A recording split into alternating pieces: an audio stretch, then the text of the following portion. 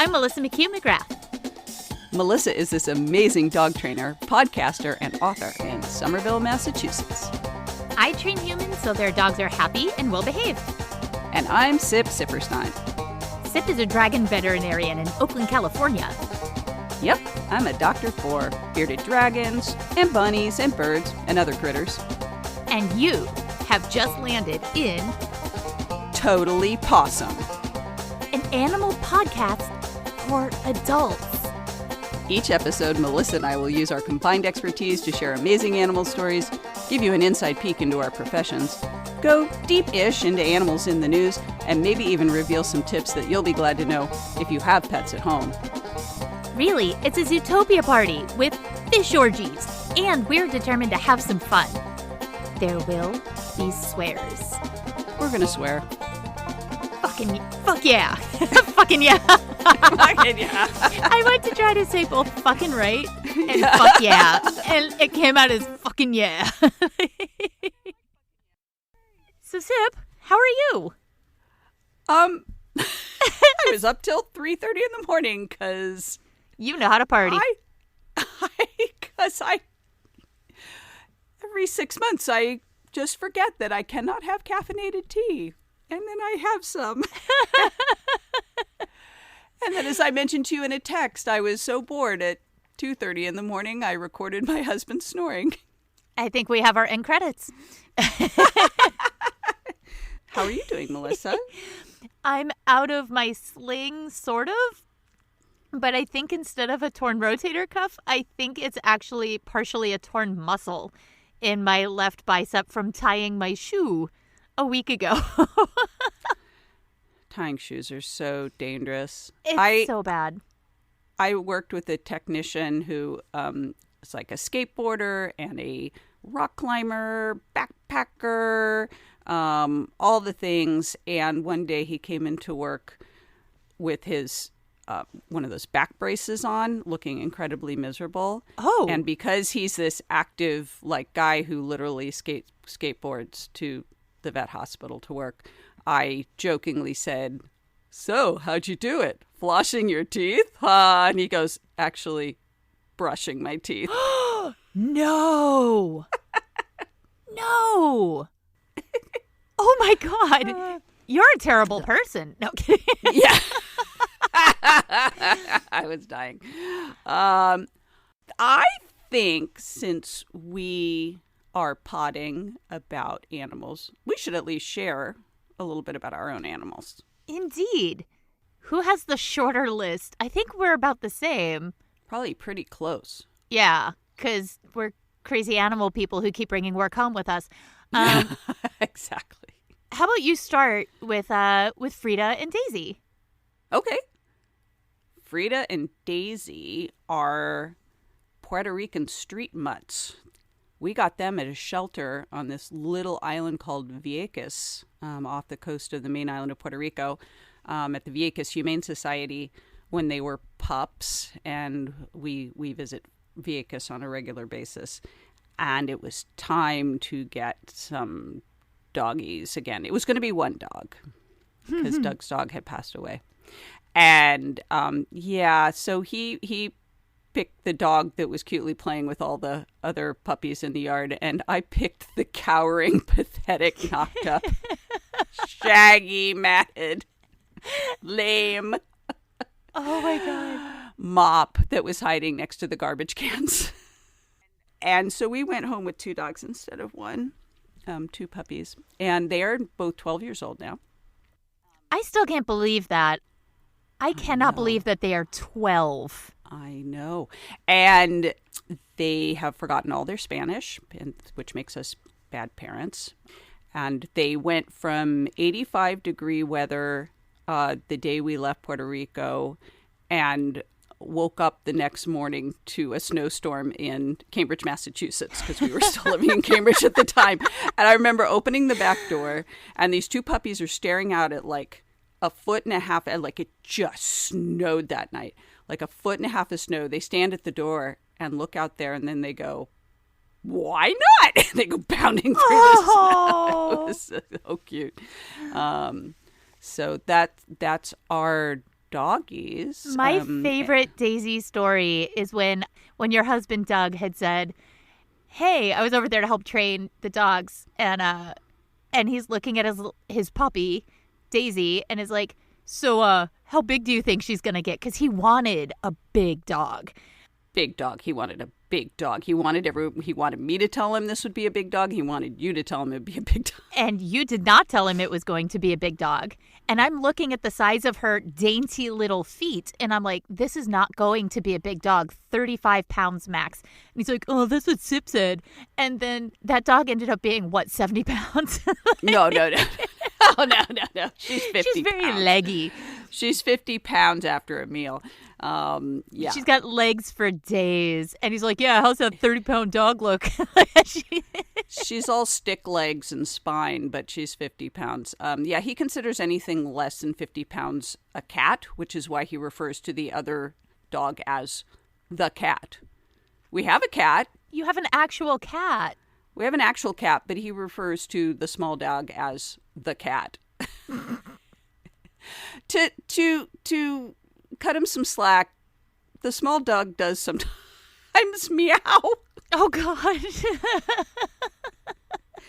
I think it's intended as a whimper, but it comes out as a meow. Oh, Frida. Yeah. So, oh, baby. Yeah. So little Frida, PETA, meter maid, and Daisy dog. So those are our hounds. And your hound is? My Captain Love.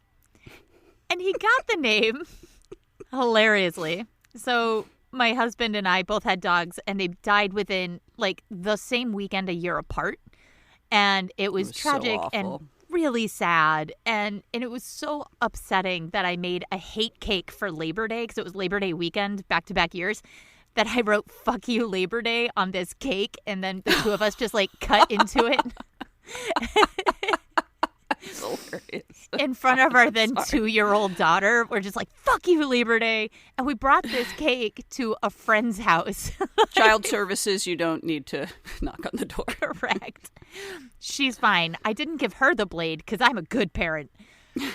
So yeah, back-to-back Labor Days, we had to euthanize our dogs. And then the following Christmas, so a year and few months later, we end up, after a long journey, I'm sure we'll go over it later in the show, some episode down the line, but we end up with this dog, and our 3-year-old daughter at the time was like, I want to name the dog. We're like, fantastic, it should be a rite of passage, and she decides she's going to name him Soap, and we were like, yeah, no, you're not naming the dog Soap. She's like, I really want to name the dog Soap. I'm like, but I like Inspector Hound because he's speckled. He kind of looks like a pointery, bigly mix. Right. I'm like, Inspector Hound, and we can call him Speck. And she was like, no, his name is Soap. So I went to the internet, and all my friends are assholes, and they decided that it should be Soap. And then... I totally agree with your daughter that Soap is a great name. 100%. Everyone on the internet decided Soap was the name of this dog. And then the day we went to go get this dog, she crawls into bed with me and she looks at me and she's like, Mom, I'm going to call him Captain Love. And I'm like, in my best mom don't swear at your kid voice, my face said, the fuck you are. My voice said, oh? Because I don't want to yell, Captain Love, come at a dog park and then explain to people that, no, we're not aficionados of 70s pornography. We really just had this sweet, innocent daughter. But then she looked at me with these huge 3-year-old blue eyes. And it was like, but Mama, his nickname is Captain and his real name is Love because I love him. So we have a dog named Captain Love. What were you going to do with that? Yeah, you had no choice. Oh, I feel so manipulated. Oh, my God. But it's actually been a perfect name for him. He's been awesome, and he is such a captain. And, right now, he's snuggling with her on the couch. So it worked out, but my God, that first week was everyone's like, what's your dog's name? I'm like, Captain, and then she's correcting me. No, Mama, it's Captain Love. Captain Love. Getting the looks from other adults Really? Like, yes, really. Doesn't everyone name their dog after fictional porn stars? I love that. So, yeah, so those are our dogs. Those are our dogs. Those are our dogs.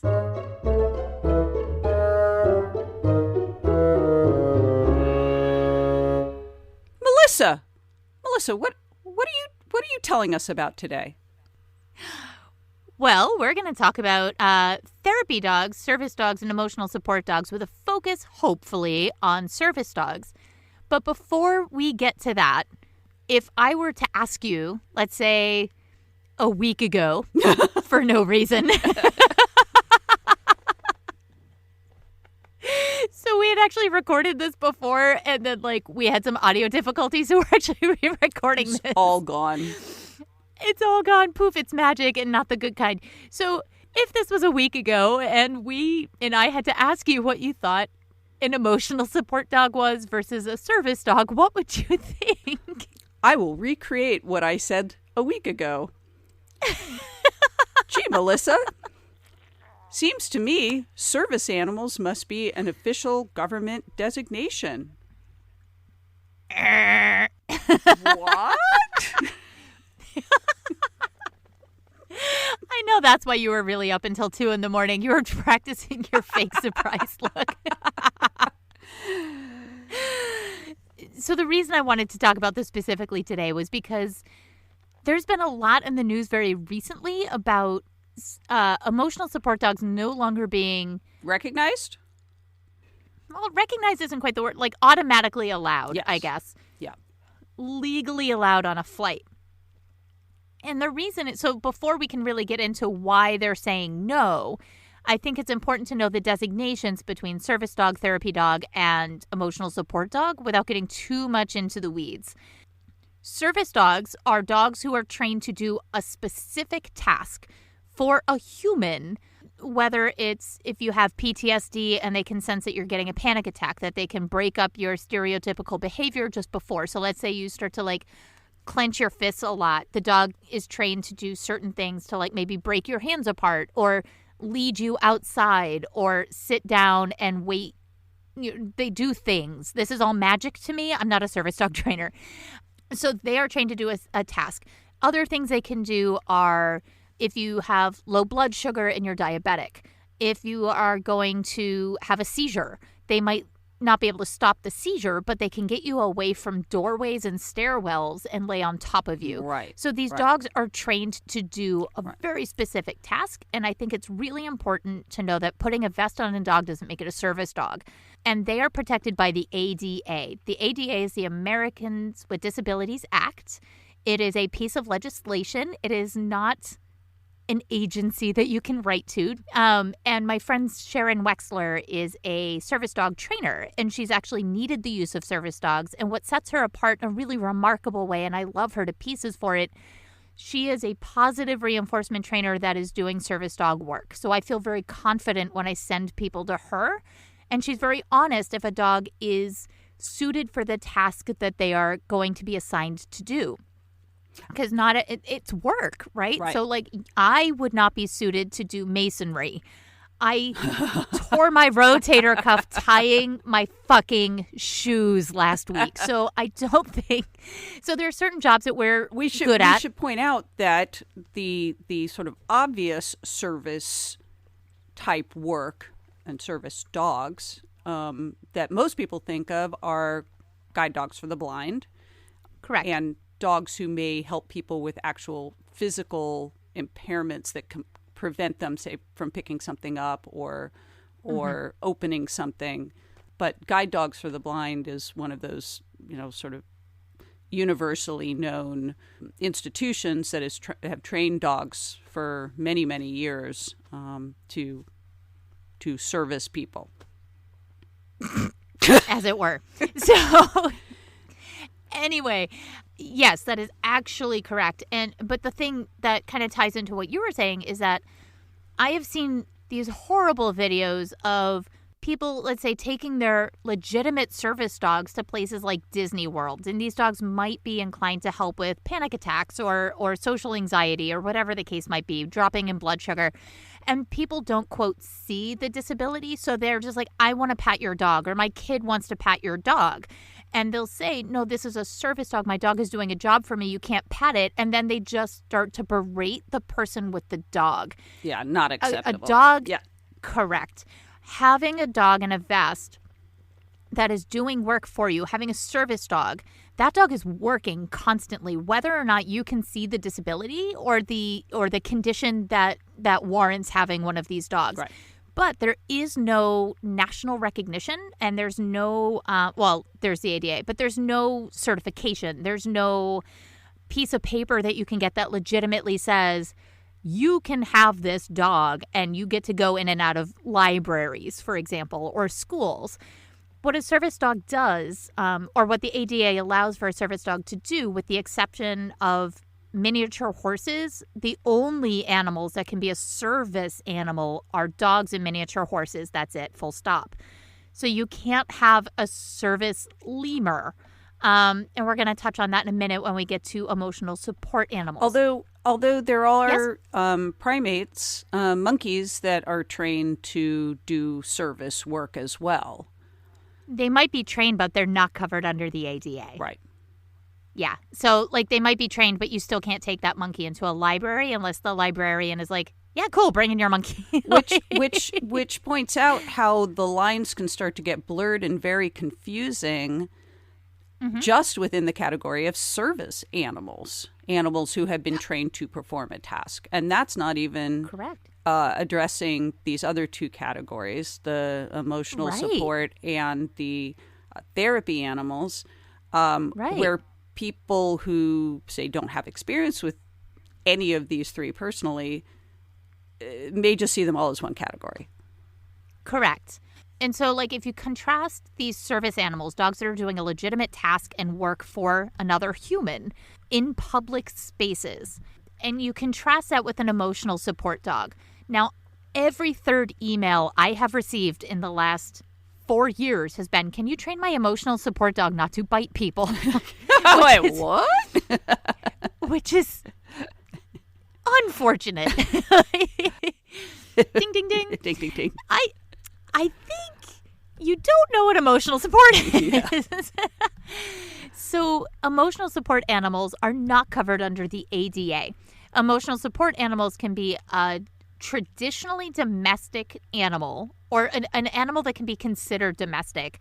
So let's say I had a guinea pig and I was moving into an apartment, and I might also have depression. So getting rid of my guinea pig might put me into a more depressed state and might actually put me at risk of badness, mental health badness. I am not a psychiatrist, clearly. So that animal can be considered an emotional support animal. And the only places that really counts is in housing and in, until very recently, domestic flights. So that's why you're seeing flights a lot right within now. the U.S., yes. Within the United States. So anyway, these emotional support animals, there is no such thing as an emotional support peacock or emu, which a few years ago somebody had tried to take their emotional support peacock through an airport check line to get onto a flight. It was later, my understanding, perceived or at least explained as art or to make a point. I think it was a Delta flight several years ago. But the truth remains that, like, a peacock is not a domestic animal. This was never an emotional support animal. But you can have emotional support tiny pigs. You can have emotional support guinea pigs, emotional support chinchilla, dog, cat. Those tend to be the most typical ones that you see. But here's the thing. Just because you have an emotional support dog doesn't mean you can take that dog with you to the Museum of Science. Right. Or to the grocery store. That is not under the purview of an emotional support animal. And getting a vest on Etsy doesn't mean that you can just bring that animal into places. And then you contrast those two with therapy dogs. So let's say I got Captain as a therapy dog. I can't tell you how many students I have come into my classes, by the way, Sip, with their dog like bouncing like Tigger the Tiger on amphetamines. Like, I want my dog to be a therapy dog. And the dog is like on a pogo stick. The dog is screaming, I want to be an agility. I want to be a star.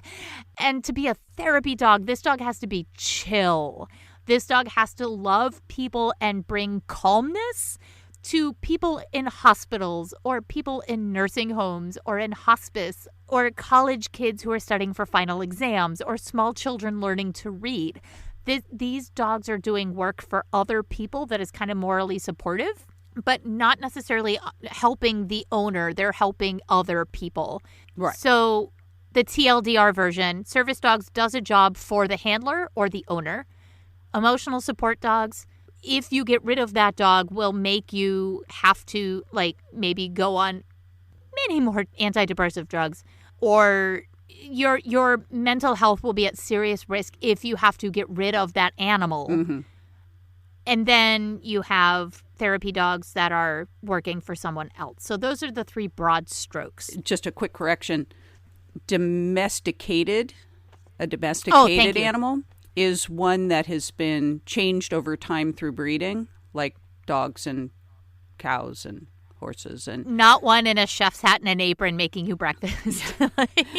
and if we're gonna get really technical, domestic is like domestic flights within a space or within an area. So wild or domesticated are the two opposites, and then exotic would be like from somewhere else. Domestic would be like from that region. That makes sense. But this is making me think that I really just want to have an emotional support sheep. And you could, I suppose. In Boston. I could have one in Boston. So, like, after I had sent you this really awesome text earlier in the week, and it just made my day. Yes. So it was like, do you suffer from anxiety attacks? Are they often caused by stupid people? Get an emotional support honey badger. And it's got this picture of the honey badger with like a vest that's like anxiety companion. And honey badgers are notorious for being incredibly aggressive. They're assholes. Very aggressive. Unlike other companion animals, they snuggle up to provide physical comfort in a safe space during anxiety attacks. The emotional support honey badger instead physically attacks and savages the absolute living hell out of stupid idiots bothering you, thus removing the source of the anxiety. Much more efficient. Ask your doctor about emotional support honey badgers today. It's perfect. But I think part of it is that it's really important to know what these three things are. Honestly, before, when we recorded this the first time, it made it very clear that, like, even as professionals in this industry, neither of us really knew what these things were until diving in and actually seeking out the source and trying to figure out what they actually mean, because it's so bastardized in our culture and our language that these words are interchangeable. And I personally think that language matters. And anyone can see how when a definition is not clear in the general public, and you just don't want to leave Fluffy the Wonder Snake behind, that if you see a way to be able to bring them on board, even though the airline would otherwise tell you can't, right? You know, people are You're naturally going to, as you say, take advantage of that loophole. And right, which I have done. I have done this. Like, I took Sadie to Manhattan on an Acela train when I rolled in. I'm 24. I'm getting ready to, like, start this career, and the place I was working for shut down. But the sister office in Manhattan, I'm not a New Yorker, so I don't know if it's in or on. At Manhattan?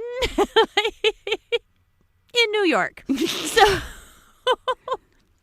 So I roll up. They offered me this job, and I'm like, look, I'm not going to go unless my dog is comfortable. So they volunteered to let me go. They paid for a hotel. They paid for my travel, and I take me and my border collie to Manhattan. And in this process, I roll up to the Acela and the conductor of the train is like, is that a service dog? And I'm like, no. He's like, well, you can't get on this train unless she's a service dog. And he winked at me and said, like, look, I cannot ask you what task your dog does. And I can't turn you away if she does a job for you. But is this a service dog or no? Wink, wink, nudge, nudge, elbow, elbow. Right? And I looked at him and I remember I go, yes, in a way that indicated that this is in no way a service dog. And he goes, welcome aboard. and I take my like 2-year-old border collie onto the Acela, and she was actually quite good. She was hiding under the seat with me, and so people are getting on and off this train, and most people didn't even notice her because she was hiding under the seat. But at one point, like it's a 4-hour train ride, she kind of gets out and she stretches her legs, and everyone's like, oh, look at the dog. And the woman next to me is like, oh, I didn't know she was here. I want to take my dog on the train. How did you do it? And I just looked at her. I'm like, look, just say she's a service dog. I'm like, that's what they told me to do. And like in hindsight, I'm like, oh, fucking idiot. Like, what did you do? You have contributed to the downfall of society. I will say I was 24 and an idiot myself. So I told her what the conductor told me. And as far as I know, this whole thing is my fault. It's all your fault. Everyone going to Etsy to get those service dog vests is my fault. But going to my train, going through the gate, I had to go down this like 2-story escalator, and I'm carrying my 45-pound border collie like a kindergartner down the stairs, hugged to my chest because she was so afraid of the escalator. And watching the people coming up the escalator and doing the like double take over the shoulder, like, was that woman carrying a small Muppet? A large Muppet. A large Muppet. And I just remember yelling over my shoulder, she's a service dog, but she's afraid of the escalators. And I'm just like, God damn it.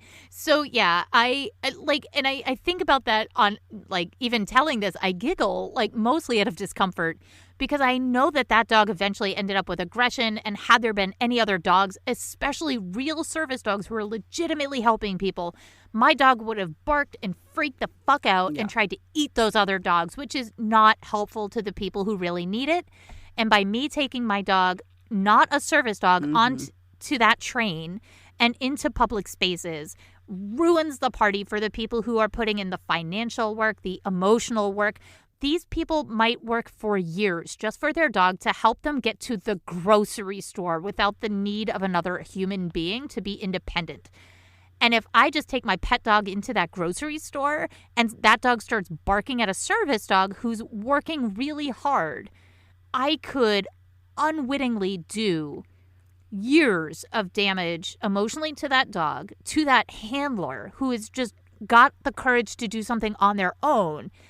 And I now know how hard and how expensive it is to train these dogs.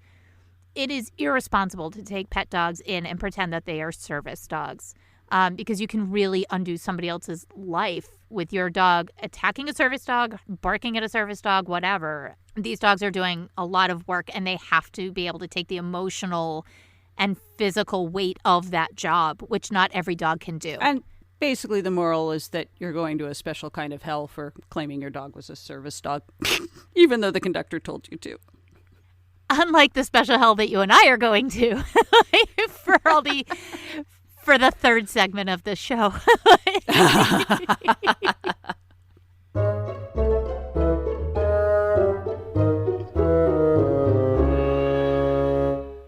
Sit back and let me tell you a story about animals and STDs. That's right, folks. Sexually transmitted diseases in animals. Yay! Well, we all know that people get sexually transmitted diseases, and boy, do we try to avoid them. But with animals, I guess you could say, where there's a willy, there's a way. And some of these sexually transmitted diseases are just from that type of animal to that type of animal. And then there are sexually transmitted diseases that people can get from the animals who get them as sexually transmitted diseases, but the animals get them, the humans get them through contact with fluids or, like blood or like, so bush meat. As it were.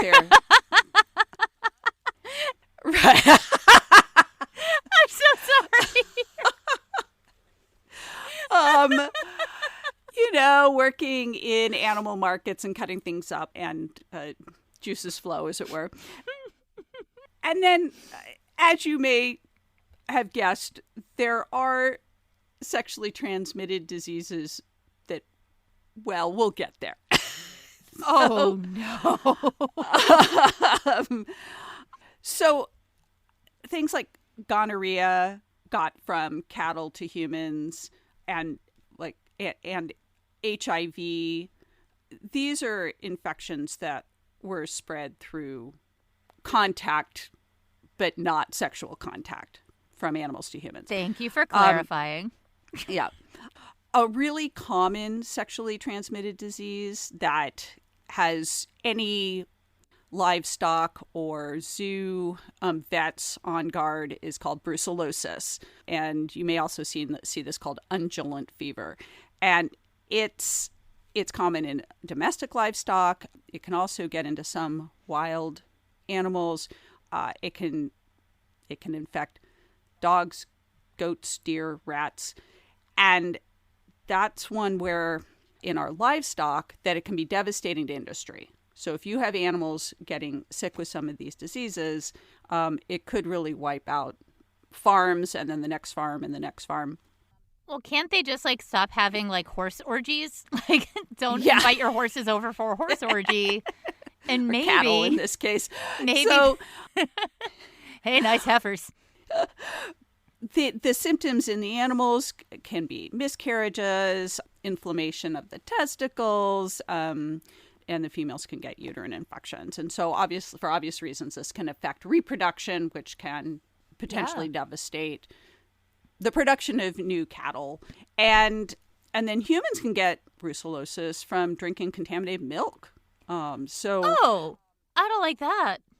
Yeah. So there are all sorts of reasons. And being a big milk drinker myself, I certainly don't want to accidentally get brucellosis. Again, animal professionals keep their eye out for this disease because it's so potentially devastating on a number of levels. And then we've all heard of chlamydia. Chlamydia ruins the party again. So there are types of chlamydia that only get passed from animals within a species. So as a parrot vet, I'm familiar with Chlamydia psittaci, which is a parrot infection, and it can be spread in a variety of ways. When people get chlamydia from birds, it's usually through feather dust. They're inhaling it, and they get a form that in people we call psittacosis. Okay. Wait, so they're inhaling, they're breathing in the infection. End up getting chlamydia from their parrot. But it's not the type of chlamydia that we think of as the sexually transmitted chlamydia. It's a relative, but it is not the same. I'm sorry, disease. my face is stuck in a horrible place. So you're not going to get what we think of as sexually transmitted disease, chlamydia. In your nose. From your bird. From your parrot. Okay. Up Good. your nose. People get a different type of chlamydia. Good news, everyone. It's a different kind of chlamydia. I have good news and bad news for you. You have bird chlamydia. Good news. It's not the kind of chlamydia you think it is. Bad news. You still have chlamydia and it's in your nose. So maybe you had sex with your bird, but and there's this other chlamydia that is very concerning in Australia because koalas get it. And this has popped up in the news and, it's potentially really devastating to the koala population. And there's been some work recently on a vaccine that is showing some promise for the koalas. The question is, will that vaccine end up being helpful to people? And it's just different enough that it's not a direct translation. Hey, we got this koala vaccine working. We're going to clearly make the next step to a human vaccine. But some of the researchers are hopeful that there might be something we can learn from that could translate into helping people. Getting back to what we can't help but think about when it comes to sexually transmitted diseases. Syphilis? And people and humans. Syphilis. Yes! Is one of the ones that came to people from cattle or sheep, possibly sexually. So here's a case. Oh, that sheep had a bad day. Where people may have gotten exactly what they deserved by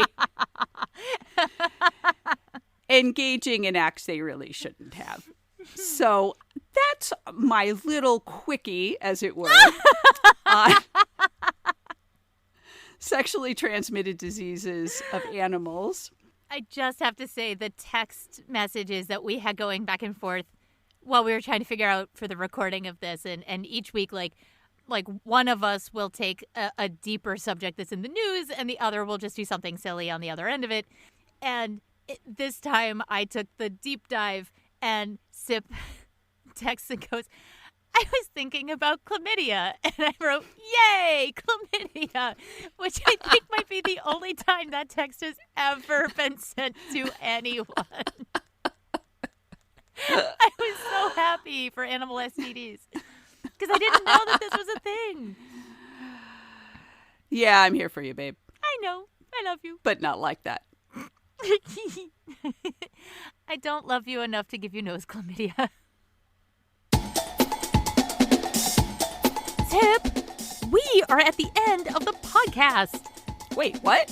But we'll be back. Oh, what a relief. Our music is by Jason Shaw with additional music by Ableton Live.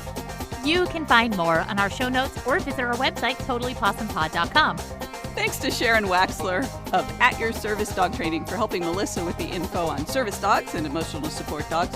And special thanks to the ADA, just for existing. You can find more on our show notes or visit our website, totallypawsomepod.com. And now, all that's left is shameless self-promotion. Melissa, bring us all of that amazingness. I am a certified professional dog trainer outside of Boston, Massachusetts, and roasting to death in this tiny-ass closet. I'm the author of Considerations for the City Dog, host of BewilderBeasts, another podcast for curious folks, but unlike this, it's totally safe for work and all ages. You can find more about me, my projects, speaking engagements, classes, presentations, and more at melissamcmcgrath.com. Now take it away, Sip. I'm a veterinarian who loves to work with exotic animals in and around Berkeley, California. The operator of Zuzu's Puddles Productions. And when I'm not treating bunnies, tortoises, and parrots, you can find me eating ice cream. Lots of ice cream. You can find out more about me and about exotic pet care at drsipvet.com. That's DRSIPVET.com. You can reach us both at totallypawsomepod@gmail.com and send us your topic ideas or questions. Or send us bizarre and silly animal stories, including those not ready for little Billy's grade school science fair project. Think more along the lines of sexually transmitted diseases of koalas or fish orgies. Fish orgies! It doesn't have to be R-rated, but it helps. So that's it. That's the end of the podcast. Thanks for listening. Hug your pets if you got them. Unless you have a pet poison dart frog, in which case I professionally advise against it for a variety of reasons. And respect those opossums, or as we say, stay possum. Stay possum. Ba-dum-bum.